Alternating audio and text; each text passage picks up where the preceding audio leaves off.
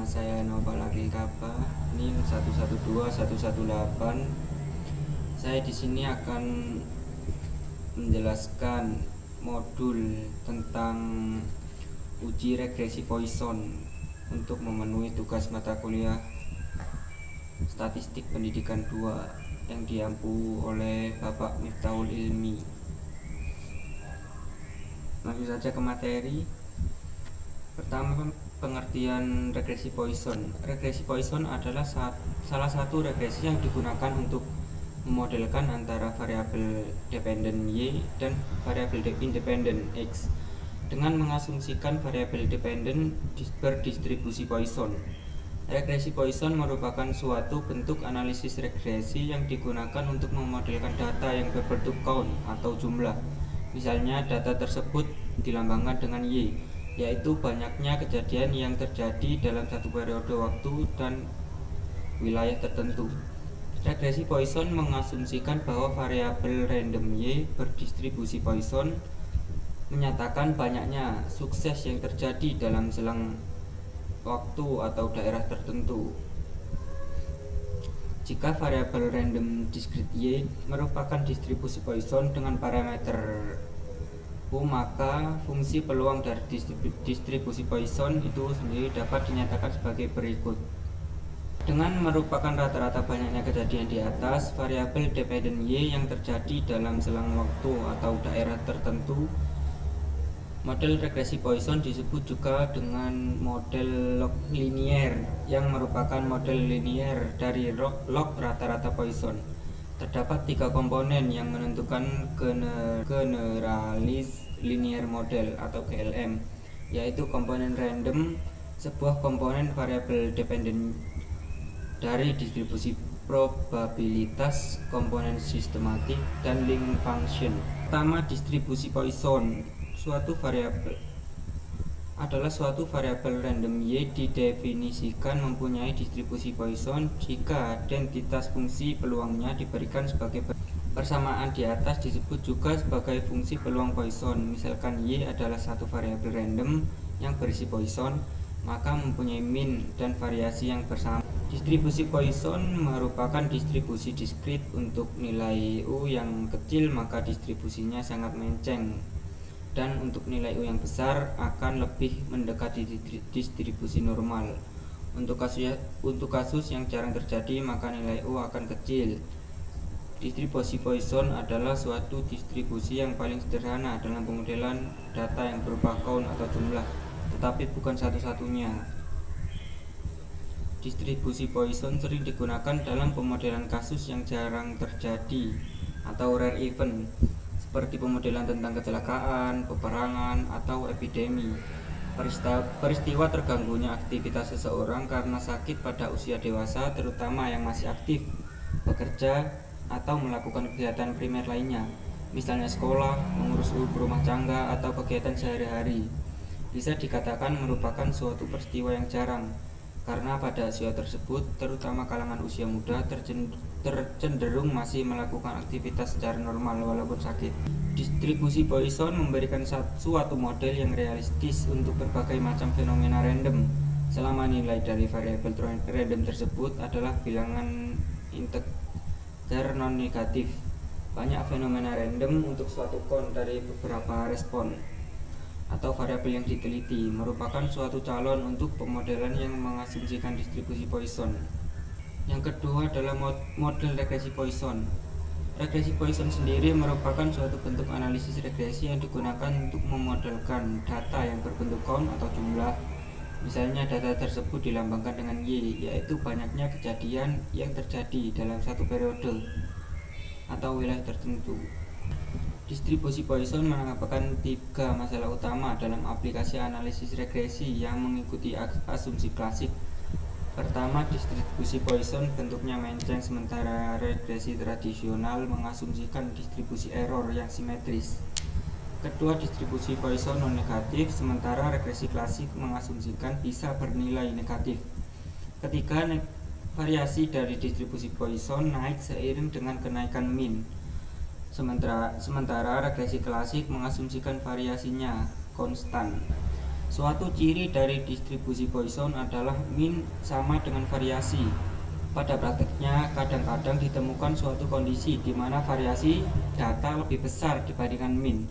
Kondisi seperti ini disebut overdispersion dan model regresi Poisson yang dihasilkan akan menjadi tidak sesuai. Selain itu akan menghasilkan estimasi parameter yang bias. Masalah lain pada regresi Poisson adalah jika terdapat banyak data yang bernilai 0 sehingga lebih banyak data nolnya dibanding regresi Poisson yang akan diprediksi.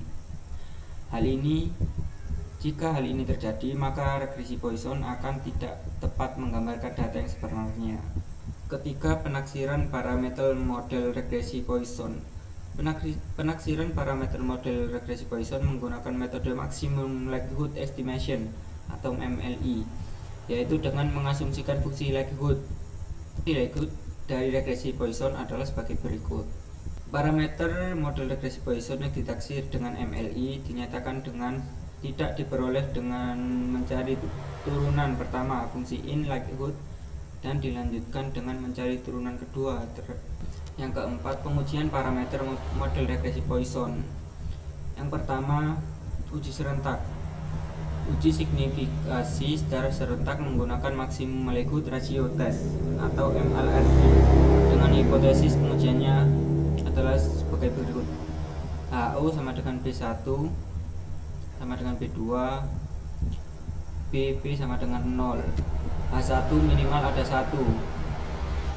Nilai statistik uji ditentukan dari dua buah fungsi likelihood yang berhubungan dengan model regresi yang diperoleh. Statistik uji dengan menghitung nilai likelihood ratio dapat dinyatakan sebagai berikut. Yang kedua, uji parsial. Pengujian signifikasi secara parsial untuk mengetahui parameter mana saja yang memberikan pengaruh dan yang signifikan terhadap model dengan hipotesis sebagai berikut. 5. Overdispersi pada regresi Poisson. Overdispersi pada regresi Poisson memiliki asumsi equidispersi, yaitu kondisi di mana nilai rataan dan ragam pada pengubah Y bernilai sama. Penyimpangan asumsi yang sering terjadi pada regresi Poisson yaitu overdispersi. Kondisi overdispersi yaitu nilai ragam lebih besar daripada nilai rataan pada pengubah Y. Salah satu akibatnya adalah simpangan baku dari penduga parameter menjadi berbias atau ke bawah, sehingga menghasilkan kesimpulan yang tidak valid. Taksiran dispersi diukur dengan deviance atau Poisson square yang dibagi derajat bebas. Data overdispersi jika taksiran dispersi lebih besar dari 1 dan underdispersi jika taksiran dispersi kurang dari 1. Atau dengan overdispersion test dengan melihat p-value lebih besar dari nilai E. Dampak yang terjadi jika terdapat overdispersi pada regresi Poisson sebagai berikut. Yang pertama, pendugaan dari parameter koefisien regresi Poisson tidak efisien. Yang kedua, nilai standar error akan menjadi underestimate atau lebih kecil dari sungguhannya. Yang ketiga, kesimpulan yang diperoleh menjadi tidak valid. Kondisi overdispersi dapat dilihat dari taksiran dispersi, yaitu nilai Poisson square dan deviance yang dibagi dengan derajat bebas. Jika nilai tersebut lebih dari 1, maka terdapat overdispersi pada data. Yang keenam adalah Generalized Poisson Regression. Generalized Poisson Regression atau GPR merupakan pengembangan dari regresi Poisson yang digunakan untuk mengatasi kondisi overdispersi. Model GPR hampir sama dengan regresi Poisson, tetapi mengasumsikan bahwa komponen randomnya berdistribusi Generalized Poisson. Yang ketujuh, pengujian parameter model Generalized Poisson Regression. Pengujian parameter GPR dilakukan dengan menggunakan Maximum Likelihood Ratio Test atau MLRT. Hipotesis pengujiannya adalah sebagai berikut. Yang kedelapan, uji multikolinearitas. Multikolinearitas berarti keberadaan dari hubungan linier yang sempurna atau tepat di antara sebagian atau seluruh variabel penjelas data. Sebuah model regresi, variabel penjelas dalam hal ini yaitu variabel prediktor atau X konsekuensi jika dalam sebuah model mengandung multikolinearitas adalah variansinya yang akan terus naik dan membesar. Untuk mendeteksi atau tidaknya multikolinearitas, salah satu dengan melihat nilai VIF atau Variance Inflation Factor. Jika nilai VIF kurang dari 10, maka tidak terjadi multikolinearitas. Hipotesis sama dengan H0, model regresi memiliki masalah multikolinearitas. H1 sama dengan model regresi tidak memiliki masalah multikolinearitas. 9. Uji kesesuaian model atau uji goodness of fit. Pengujian kesesuaian model dilakukan dengan menggunakan statistik uji deviance. Jika kesesuaian model dilakukan untuk mengetahui apakah model telah sesuai digunakan atau tidak. Pengujian kesesuaian model untuk mengetahui model yang digunakan sesuai atau tidak data yang diminati, yaitu menggunakan uji goodness of fit atau disebut deviance. Yang terakhir, interpretasi model regresi. Pada model regresi, interpretasi parameter bertujuan untuk mengetahui arti dari nilai taksiran parameter pada variabel bebas. Cara yang digunakan untuk menginterpretasi parameter regresi dan variabel kontinu adalah dengan mengasumsikan fungsi eksponensialitas linier terhadap variabel bebas. Yang terakhir, materi pembahasan SPSS. Contoh kasus, kita akan melihat kejadian di Kabupaten X. Dilaporkan bahwa serangan hama tikus lebih banyak ditemukan di perkebunan sawit yang dikelola oleh perusahaan daripada kebun rakyat atau plasma, dengan 0 menyatakan kebun plasma dan 1 menyatakan kebun perusahaan. Data mengenai luasan total area lahan perkebunan milik 4 milik perusahaan adalah 18 plasma diberikan beserta data luasan serangan hama tikus seperti pada tabel berikut ini. Hipotesis HO sama dengan luasan lahan dan jenis pengelolaan berpengaruh pada luasan serangan hama tikus. H1, luasan lahan dan jenis pengelolaan tidak berpengaruh pada luasan area serangan hama tikus.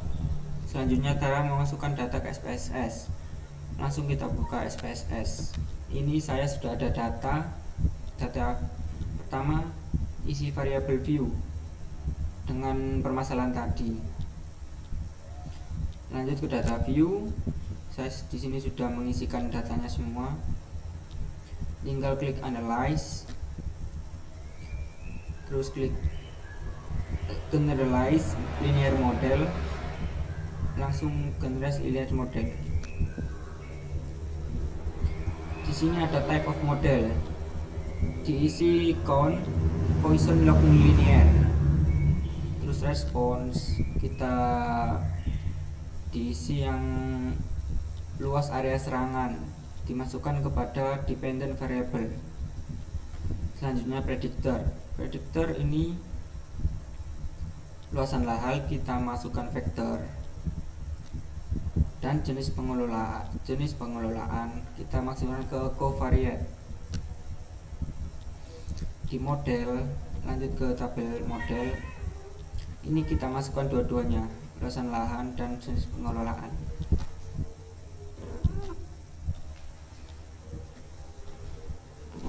Langsung klik OK. Sudah muncul output SPSS.